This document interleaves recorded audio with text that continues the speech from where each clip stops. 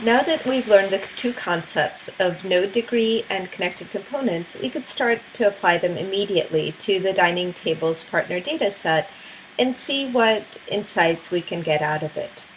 First, let's look at degree. Now we have some choices. This is a directed network, so we can look at in degree, out degree, or just undirected degree. Now why doesn't out degree make sense?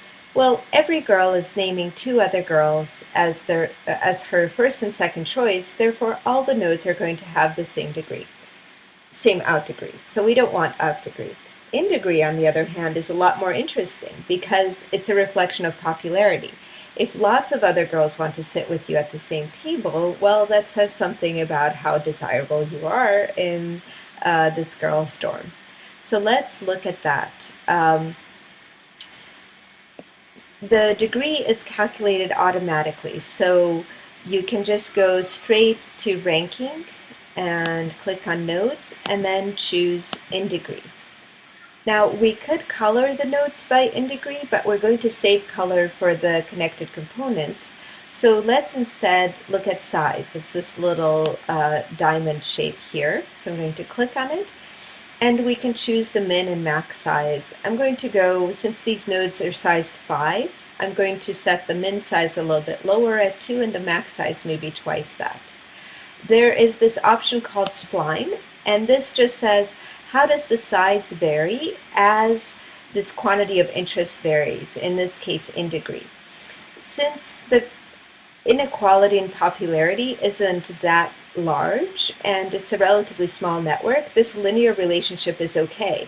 However, if, for example, you were looking at a massive network, a directed one such as the web, and, well, you wouldn't be looking at the whole web, but say a subset of the web, and there could be one page that has 100,000 in links and many other pages that have one in link or no in links. And you wouldn't want a node that's 100,000 times bigger than other nodes. It would obscure your whole visualization. So in that case, you may want to do something like a log linear relationship, something like this. But for our purposes here, we're just going to go linear. So let's apply that. And voila, instantly we can see that some girls are more popular than others. Marion and Eva look like they're most popular, and Hilda doesn't seem to be doing too poorly either. Now, this is all visual, and if we want to actually look up the numbers, what is the in degree of each node, if we simply go to Data Laboratory, unfortunately, it doesn't populate the degree automatically. So we're going to go back to Overview, and we're going to ask it to calculate the average degree. Now, the average degree is 2, which we sort of knew because we have 52 edges and 26 nodes, so you can divide one by the other.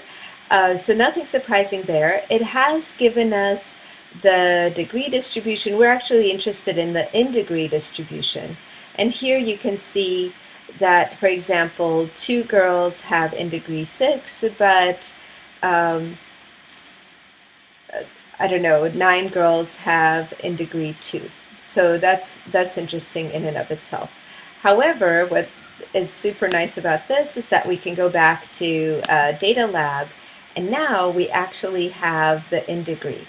And clicking on top here, or this sorts lowest to highest, let's click again, and we have the 2 girls who have in degree 6, who are Marion and Eva.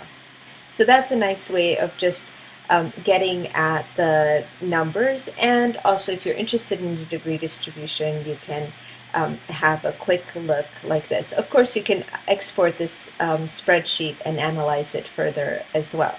So back to the overview. What we have is a picture where some girls are more popular than others, but we don't really know whether there are certain cliques or how information might flow.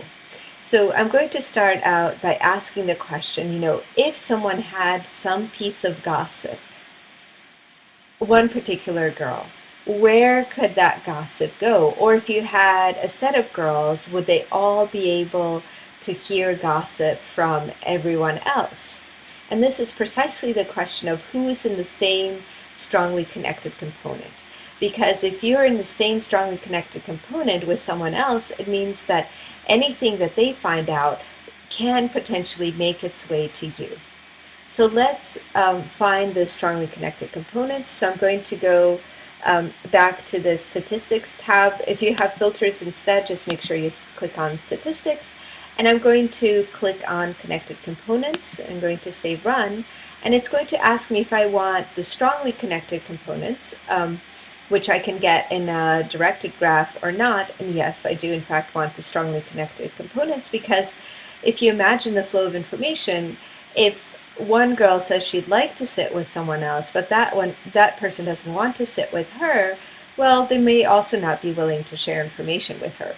So we really want to take into account the directionality of the edges. So I'm going to say OK, and it's telling me there's one weakly connected component, which just means if we treat the edges as undirected, everyone's connected directly or indirectly, which is true, right? We just have a single connected network.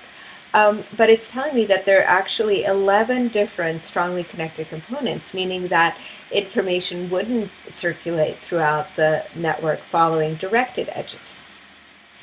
So we're going to close this, and now let's color the nodes by the strongly connected components. So I'm going to go to partition here, and I want to partition the nodes, and I'm going to click refresh to just get this new partition, which should be the strongly connected ID. And it's giving me some colors. Some of these seem a little bit similar, so let me just see. I'm going to right click and say randomize colors, and these look a little bit different, so I'm going to apply them. And I think this paints a very, very clear picture about the dynamics in this among this group of girls. So first of all, we have the purple cluster here, where all of these girls may be sharing information with each other, and they also include these two very popular girls, Marion and Eva. You see this one girl here, Alice, who names two girls in this cluster, but her color is actually different. She's in a strongly connected component all by herself, because actually no one selected Alice as someone they wanted to sit with. We see this little component here of 3 nodes in blue. Betty, Hilda, and Hazel all had, well, Hazel had selected Hilda and vice versa, and Betty had selected Hilda and vice versa.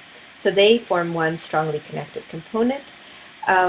A similar dynamic with Jane, Mary, and Edna. And here is an example with Helen, Jean, and Robin. So here you actually have a closed triad, but what has happened is that Helen and Jean mutually chose each other, and then Jean chose Robin as her second choice, and then Robin chose Helen. So you can kind of circulate in here, and then Ada and Cora are their own strongly connected component because they chose each other.